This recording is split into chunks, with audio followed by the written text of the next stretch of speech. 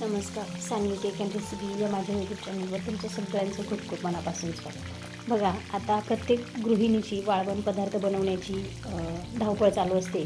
त्यामध्ये बघितलं तर वेफर्स, चकल्या, आपण हे बटाट्याचे वाळवण पदार्थ बनवत असतो. परंतु बटाट्याचे वेफर्स बनवतानाच ओल्या बटाट्याची देखील मी आज तुमच्यासोबत एक नवीन आणि इन्स्टंट चटपटीत रेसिपी शेअर करणार आहे. रेसिपीला सुरुवात करण्याआधी जर का तुम्ही चॅनलवर नवीन असाल तर चॅनलला सबस्क्राईब करायला विसरू नका.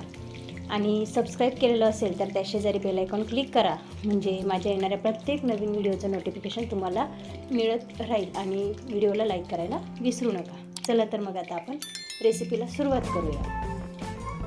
सगळ्यात आधी मी इथे 2 बटाटे घेतलेले आहेत आणि आपण भाजीपाल्यामध्ये आपल्या रोजच्या वापरासाठी जे बटाटे आणलेले असतात त्याच बटाट्यांमधून मी हे 2 बटाटे काढून घेतले. आणि हे बटाटे निवडताना थोडीशी अशी लांबसर साईज निवडायची, म्हणजे आपली रेसिपी टेस्टी आणि दिसायलाही अट्रॅक्टिव्ह दिसते. म्हणून असे लांबसर बटाटे काढून घ्यायचे. यानंतर त्याची सालकटरच्या साहाय्याने व्यवस्थित साल काढून घ्यायची आणि ते स्वच्छ धुवून घ्यायचे आहे.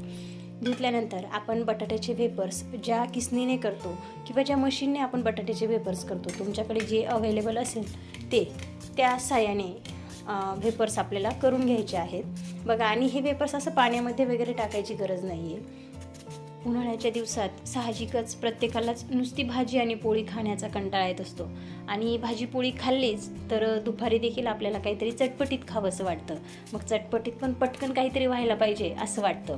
म्हणूनच आपण आता जी रेसिपी बघत आहात ती अतिशय चटपटीत आहे आणि अतिशय इन्स्टंट 10 मिनिटात चुटकीसरशी होणारी रेसिपी म्हणूनच मी तुमच्यासोबत शेअर करते.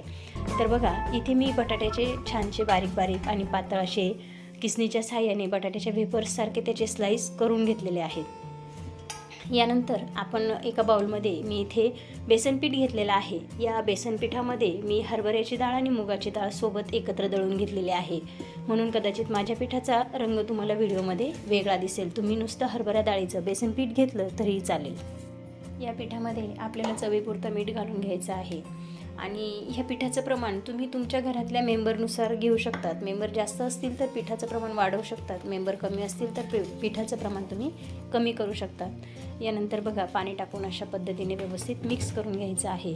ते खूप पातळही नको आणि खूप घट्टही नको, अशा पद्धतीने हे पीठ आपल्याला व्यवस्थित मिक्स करून घ्यायचं आहे. यानंतर मी एका कढईत तेल गरम करण्यासाठी ठेवलेलं होतं आणि ह्या गरम तेलात आपल्याला 5 ते 7 मिरच्या छानपैकी तळून घ्यायच्या आहेत. आपल्याला सगळ्यात आधी तेलामध्ये मिरच्या का तळायच्या आहेत, तर आपण जे बेसनपीठ मिक्स केलेलं आहे त्या पिठामध्ये आपल्याला हे मिरच्या तळलेलं गरम गरम तेल 4 ते 5 चमचे तेल आपल्याला त्या पिठामध्ये टाकायचं आहे. या मिरचींची चव त्या पिठाला लागणार आहे, म्हणून सगळ्यात आधी आपल्याला या तेलामध्ये मिरच्या तळून घ्यायच्या आहेत. कारण आपण पिठामध्ये कुठल्याही प्रकारचं तिखट टाकलेलं नाही. मिरचींचा जो स्मेल आहे, जी टेस्ट आहे ती आपल्या पिठामध्ये उतरणार आहे, म्हणून आपण आधी मिरच्या तळून घ्यायच्या आहेत. अशा पद्धतीने एक छोटी पळी तेल मी या बेसन पिठामध्ये टाकणार आहे आणि पिठामध्ये टाकल्यानंतर ते देखील आपल्याला व्यवस्थित मिक्स करून घ्यायचं आहे. तुम्ही ही रेसिपी बनवायला घ्याल तेव्हा सगळ्यात आधी जर बेसन पीठ भिजवून 10 मिनटं ते फर्मेंट होण्यासाठी ठेवलं तर अतिशय उत्तम आणि आपली रेसिपी तेवढीच टेस्टी व्हायला मदत होते. बघा, अशा पद्धतीने ते मिक्स करून घेतलेलं आहे. यानंतर हे बटाट्याचे वेफर्स या बेसन पिठामध्ये व्यवस्थित बुडवून घ्यायचे आहेत. सगळ्या बाजूने या वेफर्सला पीठ लागलं पाहिजे. यानंतर आपल्याला ते तेलात टाकायचे आहेत. तेलात टाकल्यानंतर गॅसची फ्लेम खूप मंदही ठेवायची नाही आणि खूप हायही ठेवायची नाही. मीडियम फ्लेमपेक्षा थोडी जास्त ठेवायची, कारण गॅसची फ्लेम जर मंद ठेवली तर आपले हे पकोडे फुगणार नाहीत. याला गुजराती भाषेत पकोडे असं म्हटलं जातं किंवा गुजरातमधला हा स्पेशल पदार्थ आहे बटाट्यांचे पकोडे. अशा पद्धतीने म्हणूनच मी तुम्हाला सांगितलं होतं की लांब बटाट्यांचा वापर करा. आणि तुम्हाला जी ट्रिक सांगितली की आधी मिरच्या तळून मग ते तेल आपण पिठामध्ये टाकायचं. पिठामध्ये टाकल्यामुळे आपले पकोडे फुलतात, म्हणजे आपले पकोडे फुगण्यासाठी पण मदत होते आणि ह्या मिरचींची टेस्ट देखील आपल्या पकोड्यांमध्ये लागते. बघा, गुजरातमध्ये या पकोड्यांसोबत आपल्याला बेसन पिठाची कढी देखील दिली जाते. या कढीची रेसिपी देखील मी कधीतरी तुमच्यासोबत नक्कीच शेअर करेन. बघा, एकाच बटाट्यामध्ये माझे भरपूर प्रमाणात हे पकोडे तयार झालेले आहेत, म्हणून मी आता हा उरलेला एक बटाटा फ्रीजमध्ये ठेवून देणार आहे.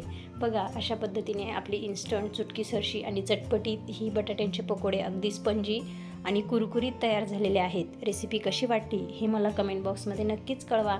त्याचसोबत व्हिडिओला लाईक करायला विसरू नका आणि चॅनलवर नवीन असाल तर चॅनलला सबस्क्राईब करायला विसरू नका।